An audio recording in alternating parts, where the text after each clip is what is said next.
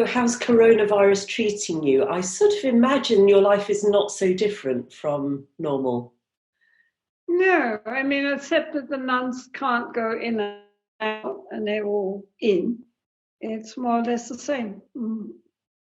Yes. I mean, we have grounds so they can wander around. It's not like they're inside the buildings. But they're fine. They're doing lots of prayers. Well, that's the main thing, yes. It's been strange seeing images from cities that are normally full of bustling crowds looking like ghost towns. But you wonder what's going on inside the rooms, when everybody's stuck inside. Inside the rooms and inside the heads. Yeah. So, I have some questions for you, but I'm also very happy to take this in unexpected directions if that feels appropriate at the time. So I'm writing this book called The Gifts of Solitude, and I'm very much trying to put my experiences in service of people who are maybe struggling with the present times, and especially with the isolation as some people perceive it, rather than solitude, which I think has quite a different energy to it. So you just immediately came to mind as somebody who has extensive experience of solitude, but has also obviously used it as I was going to say a way of personal growth. That's really not the right phrase, because it's something much deeper than that, a pathway to spiritual growth. Mm-hmm. So if I can jump into my questions here.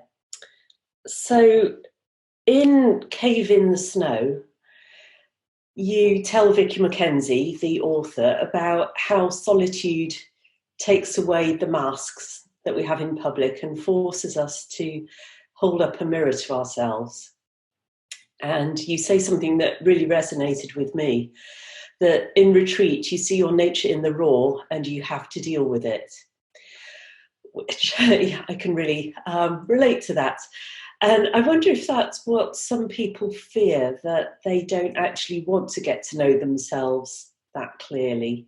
And I wondered if there was some advice that you could offer to a layperson to help them believe that it's actually a valuable exercise to hold up that mirror, that it's not just something to be tolerated, but something to be welcomed. And how can they get through their initial fear? Well, the Buddha, when his advice for people, in their practice, right from the start, is what is called the four Brahma Viharas, or the four immeasurable states, of which the first two are metta, loving kindness, friendliness, and compassion. And so you're supposed to wish well. And you start by wishing well to yourself.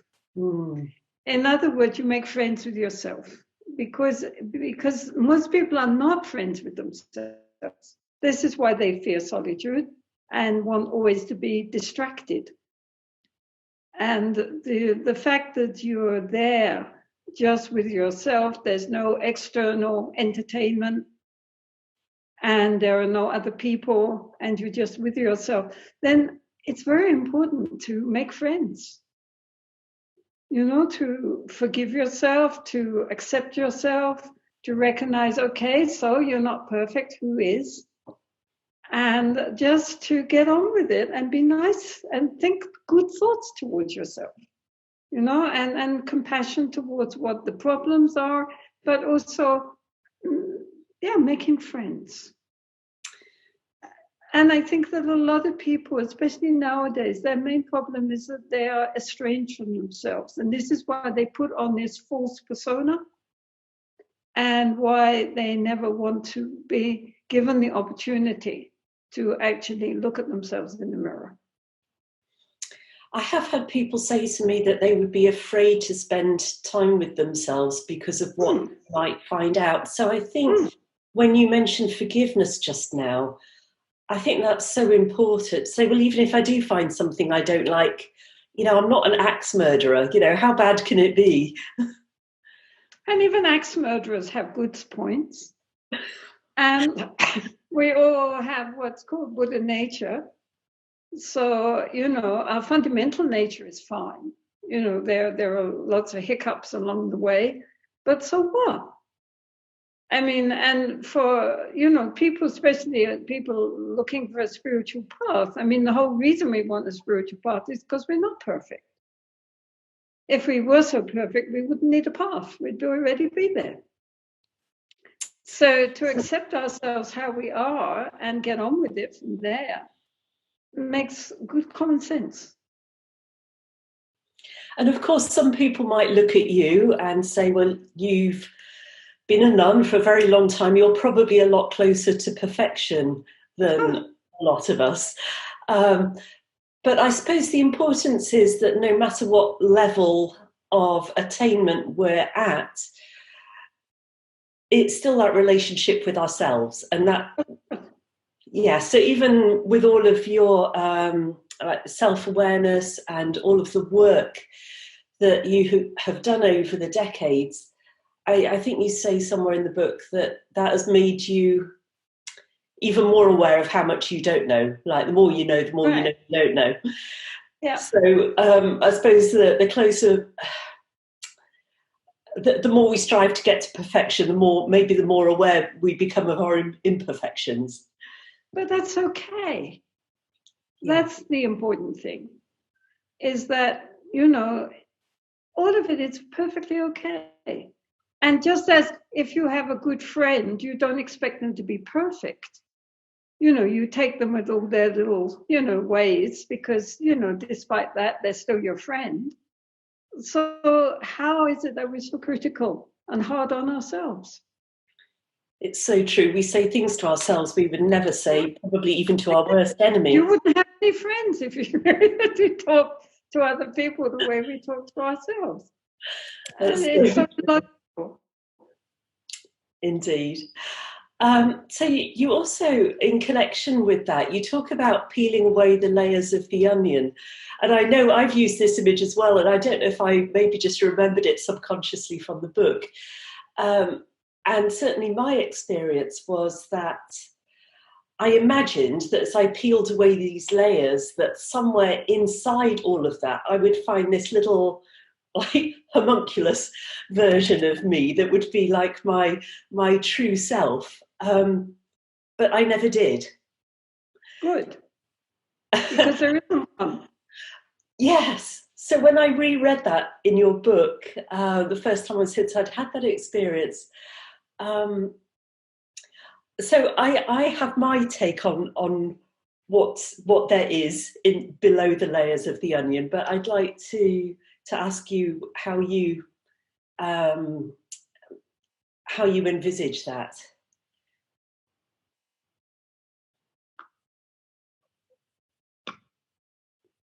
Well, I mean, of course, Buddhism always talks about non-self. And the whole point is that the more we look for the me, the I behind it all, the less we are able to find it. But it doesn't mean we don't exist, right? So the problem is that our normal consciousness, right, our ordinary conceptual mind is naturally dualistic. That means there's me and there's everyone else who is non-me, who is you, other, right? And so that is kept going by our sense of self, our sense of ego. But the fundamental level of our consciousness, our primordial awareness, is by its very nature non-dual. That means that rather than disconnecting us from everything else around us, there's me, and then there's everything else out there.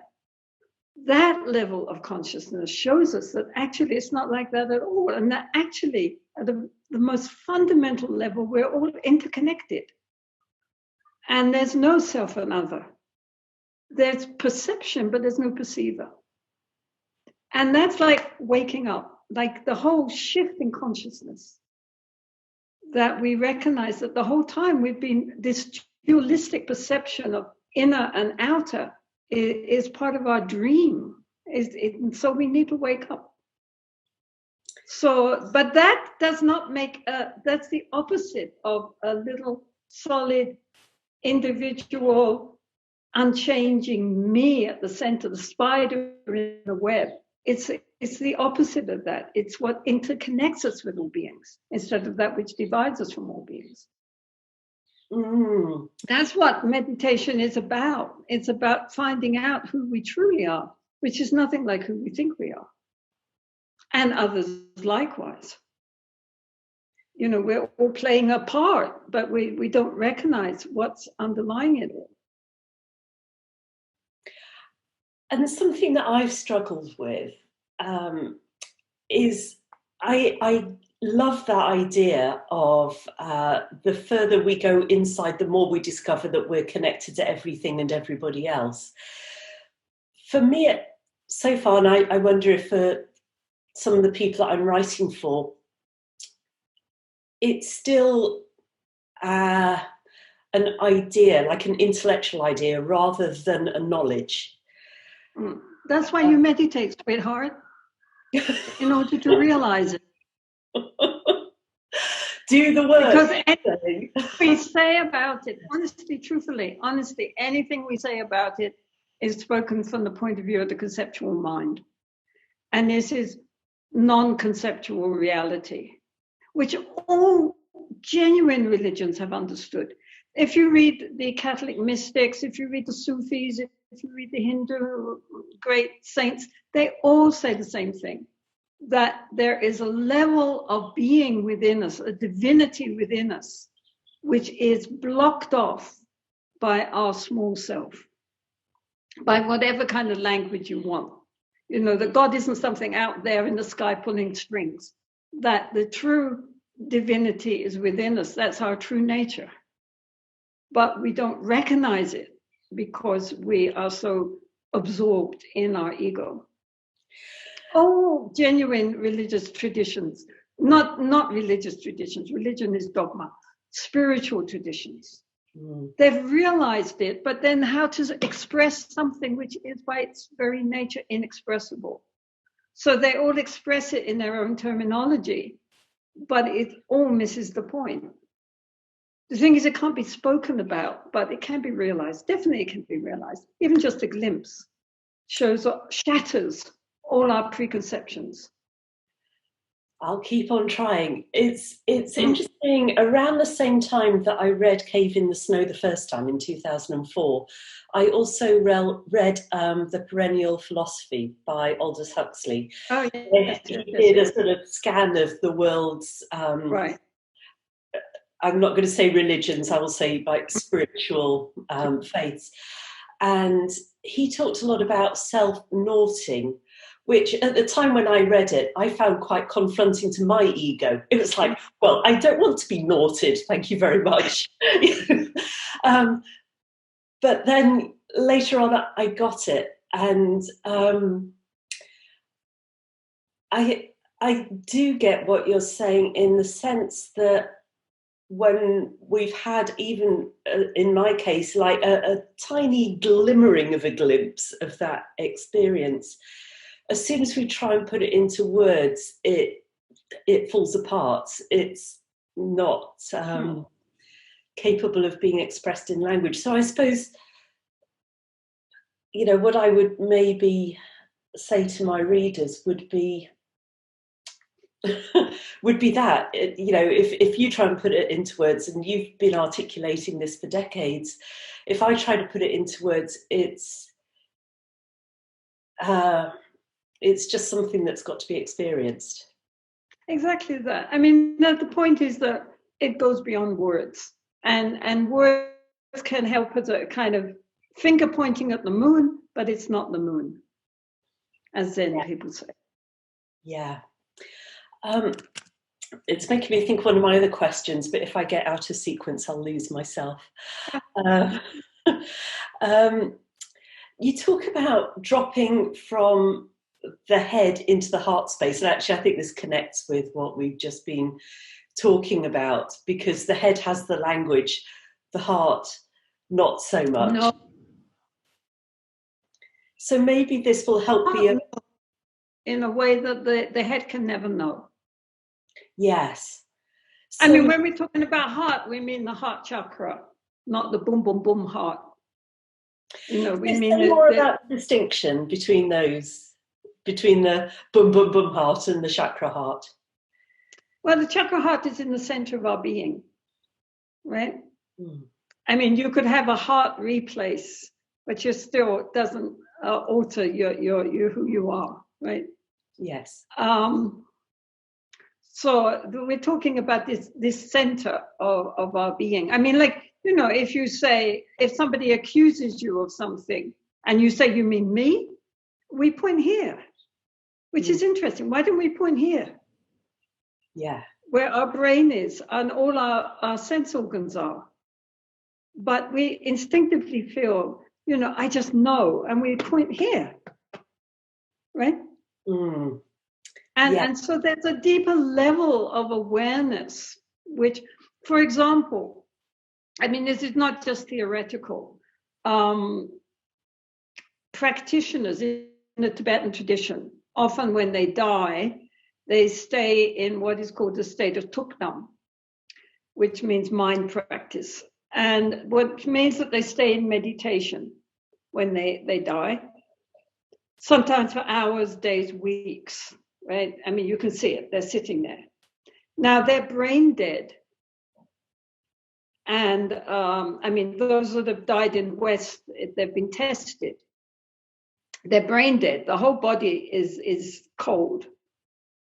But just here, it's still warm. Wow. And doctors have discovered that. And the body does not go into rigor mortis. The body does not decay. The body, sometimes if it goes on for days and weeks, actually becomes more beautiful and gives off a very beautiful perfume, and sometimes shrinks. But the point is that here stays warm until that, so it's regarded as the clear light nature of the mind, where everything else dissolves into this one point, which is here. This is the primordial awareness, which then is centered in the heart chakra. And then when that goes, then the body, collapses and decays. So, I mean, what I'm saying is that this is true. It's been found over and over and over again now. Even when lamas die in hospitals, then the staff themselves can see this. They can't explain it, but they can know it's true. Isn't it amazing? So there's something happening here. When we hear about and sometimes you know something, and your brain is telling you the opposite, but inside you know. Yes. I find I'm writing about this quite a bit, how our brain leads us astray and it tells us what's possible and what's not possible. Because a lot of people, when they hear about an apparently dead person sitting there without decomposing for weeks and still having warmth in their body, Western medical science is going, but that's not possible, which again comes back to your point about we think we're seeing reality, we think we understand reality, but actually reality is not what we've been told it is. And that it's dangerous to believe everything that our brains tell us. Well, our brains only see a very limited picture. They cannot see beyond the rational mind. It's very hard for the brain to take a leap beyond that. Women's brains are better at it than men's, actually. I should. Well, that's very encouraging to hear. And why is that? Because women are naturally more in tune with the intuitive. Yeah. And many meditation teachers, males, have said so. that women are able to take that jump off the cliff, whereas men like to have their step by step by step, feel the ground under their feet. Being more logical and linear. Yes, I mean, women are naturally more in tune with their intuitive side. Everybody knows that now. And the way the female brain functions is different. So I'm going to take a little sidetrack here from my questions, because it feels like an appropriate moment to ask this question. In Cave in the Snow, there's quite a bit of discussion about, there has been some sort of sexism and misogyny, well, in all of the world's religions, as far as I'm aware, but particularly around the potential of humans to attain enlightenment while in the female form. And it made me think about some other reading that I've done that's not based in any particular faith, but saying how masculine enlightenment tends to be more transcendent and abstract, while feminine enlightenment is more embodied and grounded. I wondered what your thoughts on that might be, whether that resonates with your way of thinking or your experience. I mean, the point is that our fundamental, I don't like to say aim, but I mean, what we're trying to do is to wake up to our true nature. And our true nature is not male or female. Yes. Yeah. And so everything which comes in between that is just experience. It's not the actual reality of our true nature, if you see what I mean. I do. So therefore, maybe sometimes female experiences are different from male experiences, but they're just experiences. They're not the fundamental reason why we are practicing, which is to get back down to something which totally transcends all thoughts of male or female. I mean, in that state, you're not male, you're not female, you just are. So souls have no gender, essentially. No, how could they have? Yeah. Any more than God has a gender. I mean, reality has no gender. Yeah. I mean, because it's like, you have a hand, you have a front of the hand and the back of the hand, but I mean, it's just a hand. Yes, and you can't have the one without the other. No, they go together. They do. Okay. And I mean, yes, maybe women are more attracted to certain practices and males to others. But in the end, when you're actually looking at your own mind, it's just mind. It's not male or female. So many different paths to the top of the same mountain, ultimately. We assume. I mean, many paths don't get to the top of the mountain. They only stop halfway. But if you do get to the top of the mountain and have a 360-degree view, nonetheless, you're likely to go down the way you came up, and therefore assume that's the only way. Yes, that makes a lot of sense. Thank you. Can we talk about boredom? Because I think I'm trying not to spend too much time on social media because I'm busy writing at the moment and I'm not really in social media at the best of times. But it does seem there are bored celebrities out there, like doing karaoke in their bathrooms or whatever. There are a lot of people claiming to be bored in self-isolation. You said when you were in your cave that you never did get bored. So I'm guessing that, well, clearly boredom is a state of mind, and you were in a state of mind where boredom was not something that was going to happen to you, even though to the observer it might seem like your days were extremely monotonous. So can you say something more about boredom and how people who are struggling with that might be able to escape the tyranny of their boredom. Well, I mean, for one thing, I was not bored because most of my day was taken up either with doing my set practice or with, household tasks, whatever they might be, So, I mean, a lot of the time was taken up with like clearing snow or chopping wood or, cooking or whatever. So that took up time. And then the rest of the day, I was, doing either my sessions or else, I was writing out a lot of text for people. I was reading books. I was painting. So I was doing all sorts of things, actually. I mean, the day was filled up, so there was no time to be bored. I do wonder if apart from people...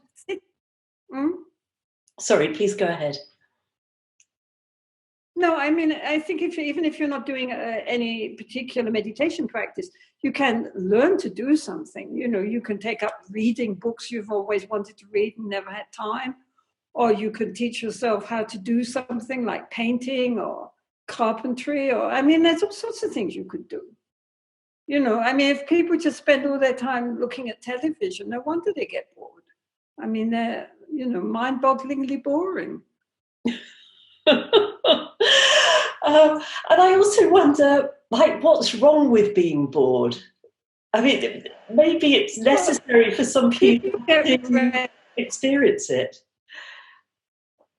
Get afraid. A lot of people get very frightened of being alone. And, they're sort of like trapped animals in a cage, pacing backwards and forwards and don't know what to do with themselves. So, this is they're never, because we're always so used to being distracted, non-distraction seems very threatening.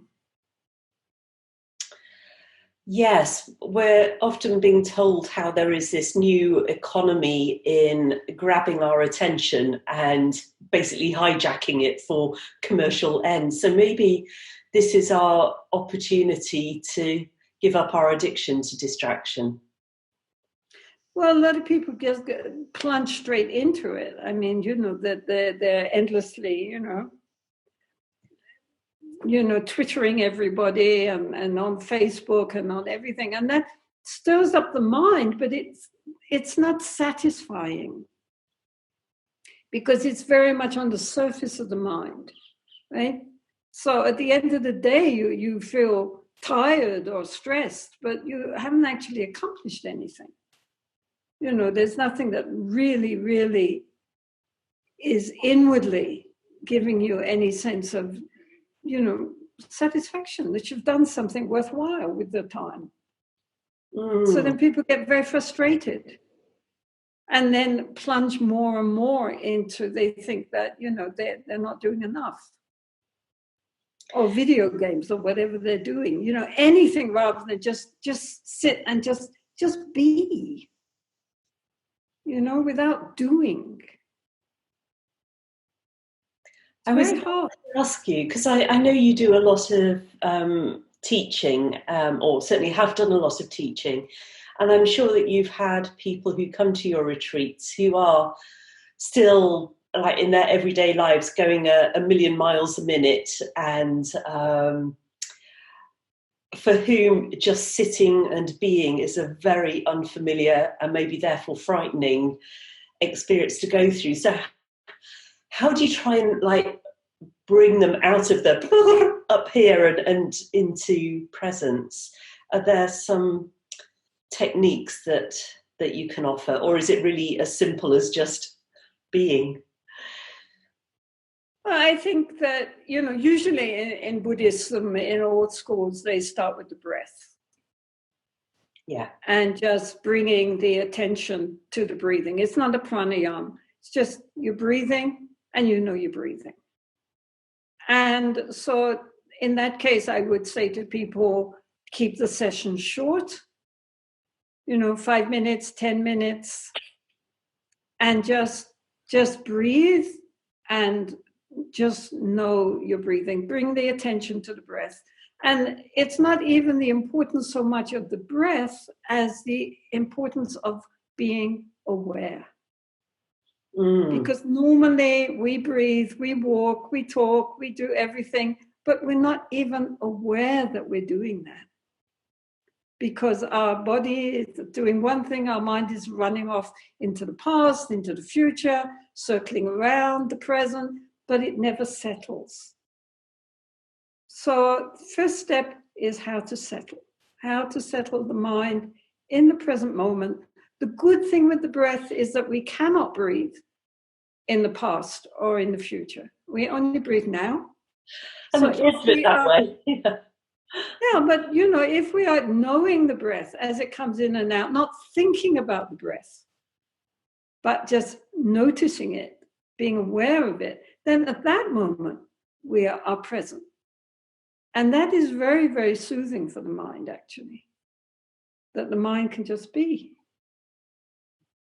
Even just hearing you describing it, I can feel myself just breathing a bit more deeply and becoming a bit more present and calm. So it is just that awareness. So thank you for that. Something that people have sometimes said to me is sort of like, oh, you're one of those people. They assume that because of things that I've done, I have some natural predisposition to doing, long stretches alone in a rowboat. But I really feel like I am not one of those people. It's always been a great challenge for me. And I wonder if people might say to you, well, Tenzin Palmo, you've been a nun like practically all of this lifetime and possibly many lifetimes before. So you're one of those people who is really happy with solitude, comfortable in your own company.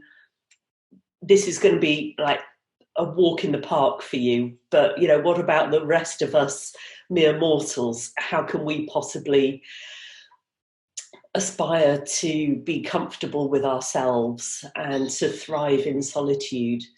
So I wonder if you would have something to say that might bridge that gap between their perception of where they are in their journey and their perception of your expertise. I think it's like with any skill, you start with small steps. I mean, people who come and tell me that they want to go and live up on a mountain for years and years, I said, well, start with just doing, a 2-day guided retreat with other people.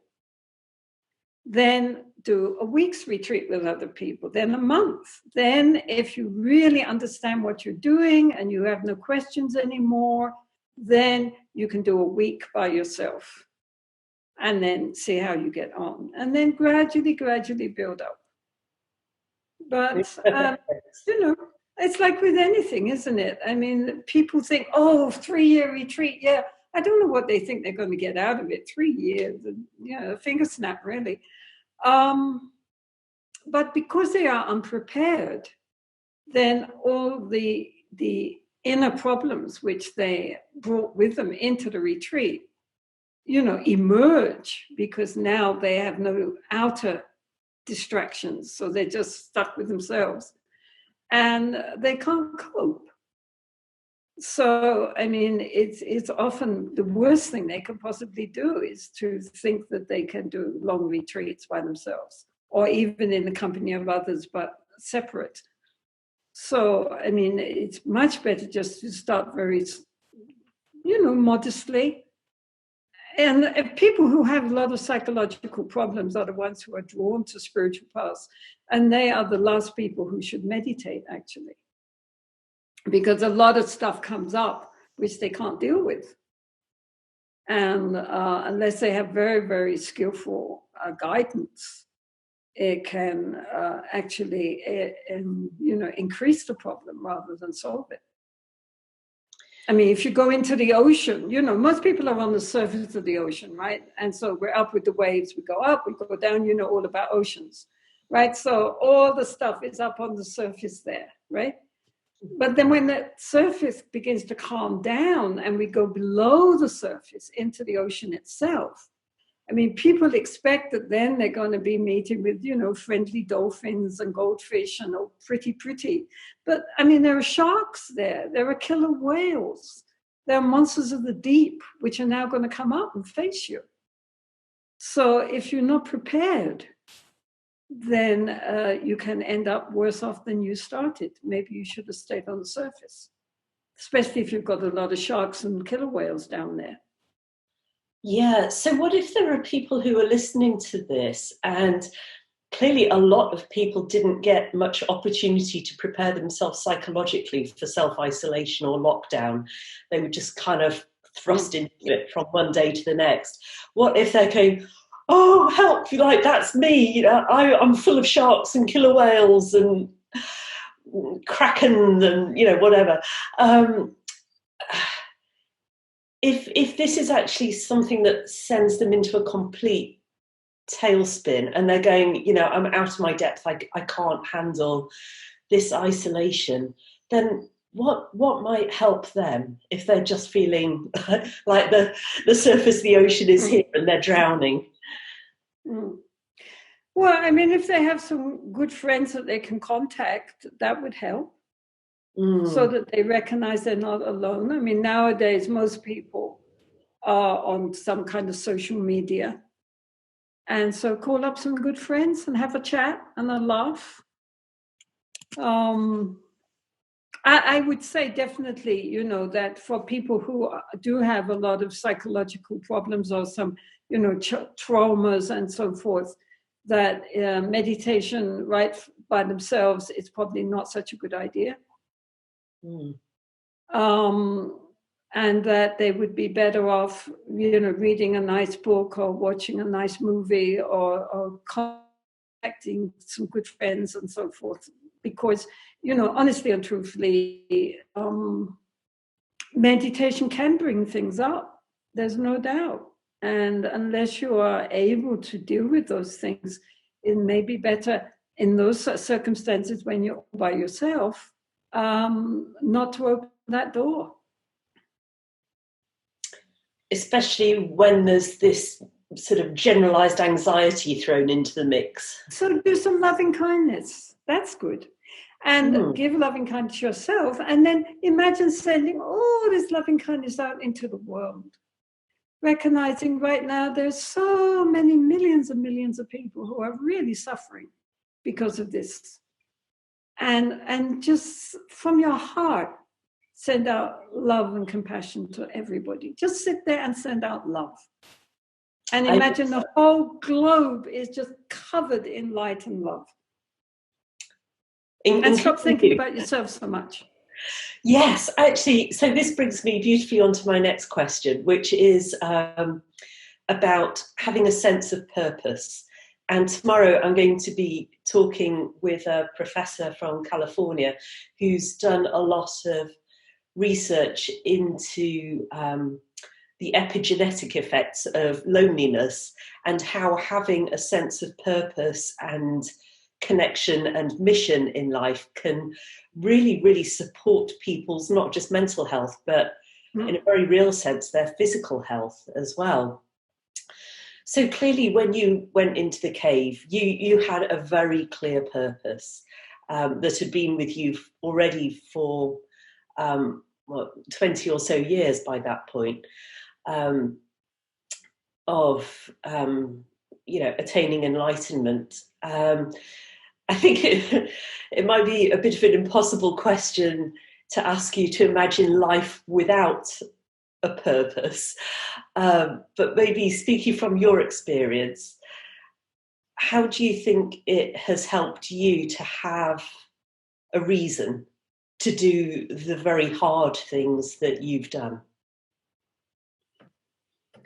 Well, first of all, I don't think that I was thinking they were very hard. I mean, I always felt myself extraordinarily fortunate to be where I was and doing what I was doing. I didn't think of it as a hardship at all. I mean, other people looking from the outside seem to think, oh, how could you have done it? But to my mind, when I thought, if I could be anywhere in the world, where would you rather be? There was nowhere else I would rather be. And it's not because I'm masochist. It's because I thought, aren't I lucky to be in such a wonderful, wonderful situation where I was in a land which is known for, its connection with what these female entities called dakinis. The people all there, being Buddhist, they were no threat. I had this completely beautiful solitude and endless time to practice, and I just felt incredibly blessed. So it didn't seem like any hardship at all. Well, maybe another example would be when you came back from the cave and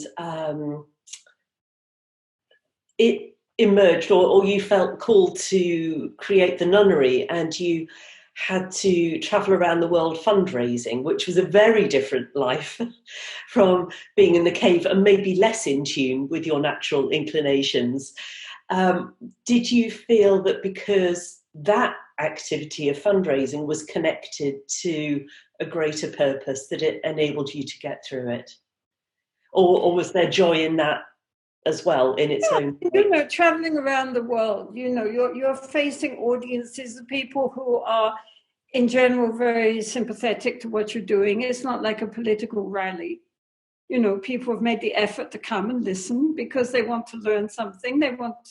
So you're just sharing what you understand with the people who are very happy to hear. And, it's a very joyful experience, actually. I mean, I hate teaching, it's true. But nonetheless, to share the Dharma with people who are interested is always a joy. When the lamas said to me, we want you to start a nunnery, I mean, I knew that's, in fact, exactly what we needed, because indeed there was nothing for the women. And I mean, the nunnery has come up, it's very good. The nuns are fine, they're studying, they're practicing, they're really lovely. Everybody that meets them falls in love with them. So fine, Yes, it's true. I mean, I think that a lot of people, their problem is they really don't know what they're doing with their life. And like yourself, so many people come to me who have outwardly gained much success in their life, both foreigners and Indians. Yes, they got everything. They were corporate managers, or they were, into banking. They'd made all their money. They were married. They had big house, they had 3 cars, and then at a certain point they said, is this it? Will another car really bring me any deeper satisfaction? I mean, this is it. I've got everything which I was told is going to give me deep satisfaction and enduring happiness, and I'm not happy. And so again, then they say, okay, I'm still young enough to change course, and let's try to find something which really is meaningful, that will give inner satisfaction, that will bring genuine happiness. And that's when they start on the spiritual path. Wouldn't that be amazing if that was one of the gifts of these times, that people have an opportunity to recalibrate what really matters to them, and realizing that when there's a sense that we're in a life and death situation, that, as you say, when we're on our deathbeds, we're not going to be thinking about how many cars there are in our garage. It would be great if there was that invitation in these times to reconnect with a bigger why. But, we went through 2 world wars, one after the other, and everybody said, now we've really learned. Now we really know what's important and what is not important. We'll never make that mistake again. And then you blink and off you go again, Humans have short memories. Well, the point is that, I don't know if you ever saw something called the Wheel of Life, which is this diagram of the various places of rebirth, animals and humans and God realms and so forth. And it's like a wheel which is endlessly turning, called samsara. But at the center of that wheel is a hub. The hub of the wheel are these three animals: a pig, a rooster, and a snake. And the snake stands for anger, the rooster stands for desire and greed, and the pig stands for ignorance. And they're biting each other's tails, and they're going round and round and round and round. And they're going round and round and round is what sends the whole wheel spinning. And that's the problem. Our delusion about our true nature, which gives rise to desire and greed for what gives pleasure, and aversion and anger towards that which does not give pleasure. And it keeps the whole wheel circling, no matter our best intentions. So the only way to stop the wheel is to break the hub. And how do we do that? Well, this is why you're meditating. I'm noticing a recurring theme here. Within those three, the important thing is the ignorance of our true nature. Yes. That we identify with our ego. And although our ego, is a good servant, we can use the ego, but it's a terrible master because it's blind. Yes. Yeah. Even blind to its own unreality. Oh, yeah, certainly. It feels it's very much real. Like you were saying, this core inside us, if you just remove all the layers, there I am. But it's not like that. There's a question here that I hadn't put on my list, but I'm going to throw it at you because I'm sure that you can handle it. So COVID-19? We have a global health scare that is affecting a lot of people in a very real sense, in ways that probably few other things in their lifetimes have affected them. And certainly it's affecting everybody all at once. Everybody has grief in their lives, but suddenly there are a lot of people in fear. I wonder if you have a sense of the bigger picture of this. What's going on? Is there an invitation in these times? What would be your perspective on the coronavirus? I mean, just now I was reading this message from the Kogi. You know the Kogis? Yes. They sent out a message. Yes. Right? Did you see it? Oh, no, I haven't seen it. I haven't seen the recent message. Oh, I'll send you. Oh, yeah, I'd love to see it. And what are they saying? Well, basically, they're saying what you would expect them to say, which is that we're totally in disharmony with the environment, that we're killing our own planet. And that, the planet is... I mean, my feeling is that, okay, there are fires, there are floods, there are earthquakes, but there's always somewhere else. You read about it. Now, suddenly, this is the one thing which has hit home to everybody everywhere. You can't ignore it anymore. And people have to go home and stay home and deal with themselves and their own situations. And, it's not something out there on the other side of the planet. It's right here in your home.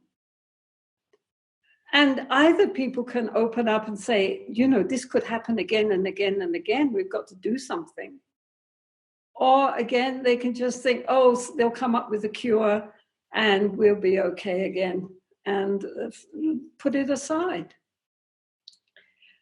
Like we can technologize our way out of everything. Everything, as I say, as with the world wars, everybody felt now we have changed. Now we have learned. But in no time at all those lessons are forgotten. Is that... But I mean, the world cannot go on like this. I mean, we are just... I mean, personally, I also feel very much that as far as this virus and other viruses which will come are concerned, you know, most of modern allopathic medicine is based on testing animals. And so you have all these millions and millions of animals who have been through the years tortured and killed in order that human beings should get good health. We're not making karma for good health. You cannot make karma for health and well-being through torturing and killing other beings. How can you? You're making a karma for death and disease. And so, of course, we're going to get it back endlessly. They'll never get to the end. You might cure one, but something else is going to come up, even worse, which is what's happened.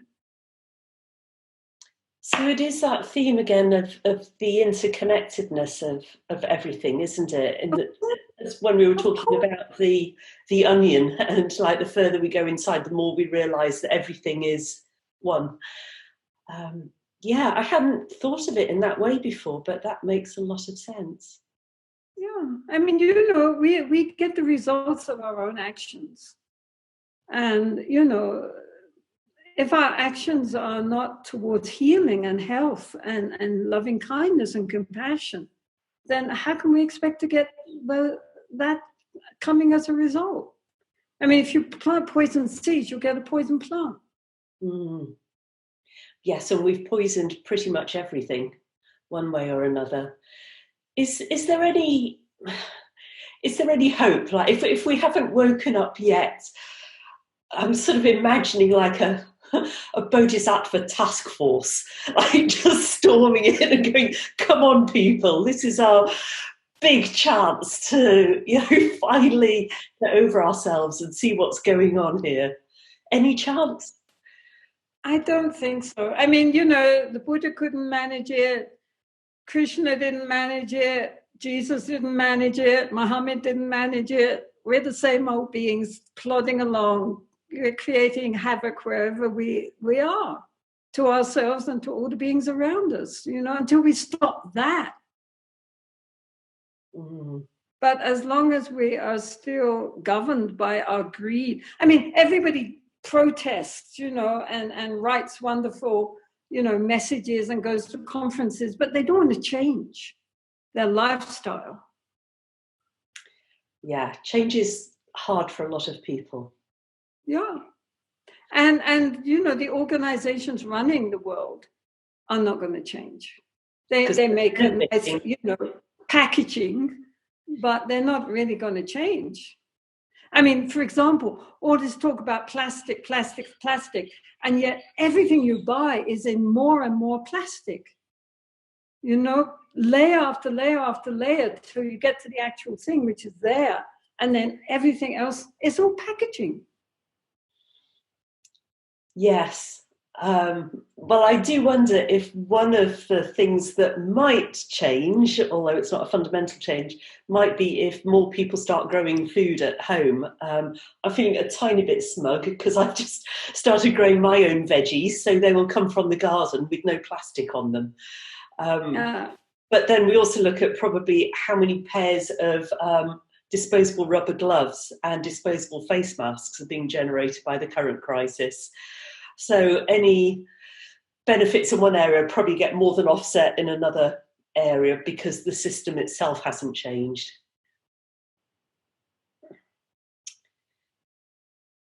So is there anything else that I should have asked you, but I haven't? Anything that you would like to share that you feel would be, well, just anything you would like to share? No, not really. I mean, I think that, you know, the fundamental point is what we were saying right at the very beginning, that we have to feel comfortable with ourselves. Mm. If we're comfortable with ourselves, then we're comfortable with others. And also, you know, I mean, we should seek friendship because it's nice to be with others, but not because we're unable to be with ourselves. It's very sad when people just reach out for others in the hope that they are going to give us the happiness which we cannot get just from being who we are with ourselves. So that self-reliance emotionally, as well as practically. And maybe if we were more comfortable with ourselves and in our own company, we wouldn't need to keep grasping at all these material things to fill the void. Yeah. Yes. Yeah. That's a beautiful and very simple message. And I hope that some people do learn to love themselves and be comfortable with themselves in this situation. Tenzin Palmo and I chatted for a few more minutes after I'd hit the stop recording button, in the course of which I seem to have invited myself to come and visit her at her nunnery in northern India, and she was gracious enough to pretend to be excited at that possibility. So hopefully when all of this corona crisis is over, that will be something to look forward to. It was such an honour to speak with her, and I'm sure you'll have noticed what a warm and lovely and loving person she is. And she really reminded me of what I knew from my ocean rowing days, which is that so much of our suffering is due to our attachment to the thoughts that our ego mind comes up with. And when we are able to step back and just see that for the construct that it is, and to realise that actually we are all grounded in connection and loving kindness, then an awful lot of our problems go away. So I hope you enjoyed that interview as much as I did, and I'll be writing it up very soon for Medium and for thegiftsofgratitude.com. I'll be back in a couple of days. I'll see you then. Till then, stay safe, stay well, and stay happy.